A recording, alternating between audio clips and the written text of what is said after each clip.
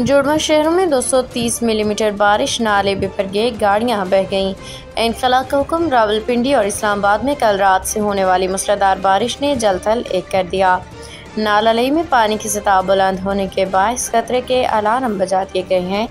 करीबी आबादी को महफूज मकाम पर मुंतकिल होने की हिदायत जारी कर दी गई है। जुड़वा शहर में कल रात से अब तक 230 मिलीमीटर से ज़्यादा बारिश रिकॉर्ड की जा चुकी है, जिसके बायस रावलपिंडी इस्लामाबाद में नशेबी इलाके ज़ेरे आब आ गए हैं। रावलपिंडी के इलाके ढोक खब्बा में पानी जमा होने से शहरियों को मुश्किलात का सामना है। रावलपिंडी इस्लामाबाद में नालों के भरने के सबब मुतादिद रास्तों पर ट्रैफिक को मुश्किलात का सामना है।